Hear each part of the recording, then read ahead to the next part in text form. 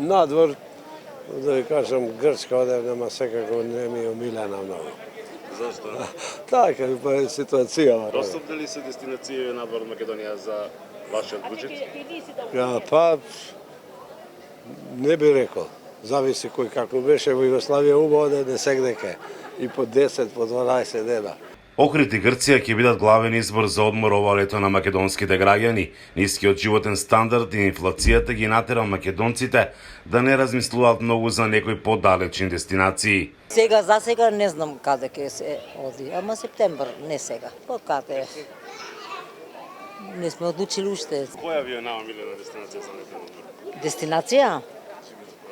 Црногорско приморје, Хрватска. Тука во Охрид, каде на друго? Скопјани, каде може да идат? И во Грција бевме. Море си е море, али Охрид си е Охрид, наш си е. Доста сум шетала и сега ми е Охрид ми е дестинација да се одморам.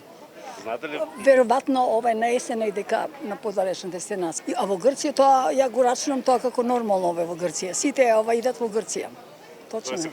Секојдневие. Која на другата страна не планираме поради финансиските работи. Секаде знаете како е. Од Гостивар. Тука сме дојдени во Охрид. Значи надвор државата? Да. Слабо. Потешко. Само минатата 2023 година, според Асоциацијата на грчки туристички бизниси, Грција ја посетиле 1.128.000 туристи од Северна Македонија, што е двојно повеќе во однос на 2022. И од туристичките агенции велат дека и ова лето најпосакувана дестинација е грчкото приморје, каде цените се движат од 150 до 500 евра за наем на апартмани.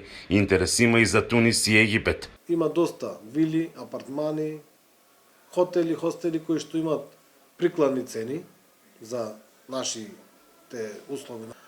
После тоа е Албанија атрактивна, меѓутоа од ден на ден таму цените се драстично се зголемуваат, така што и Албанија почнува да биде скапа дестинација за нашите граѓани. Она што ја карактеризира ова летна сезона се повисоките цени во однос на минатата година за повеќето дестинации за 20 до 30%. Тоа се должи секако на економската состојба, на трендот на зголемување на цените, на трендот на поскапување на сите основни намирници, и тој тренд треба сега веќе неколку години оди нагоре, се очекуваме конечно да се стабилизира, меѓутоа како што гледаме секоја година се повеќе растат цените наместо да се намалуваат. А дори 55% од македонските граѓани не може да си дозволат еднонеделен одмор, покажуваат анализите на статистичкиот портал Landgeist, кој се базира на податоци на Евростат. За Гласот на Америка од Охрид, Мики Трајковски.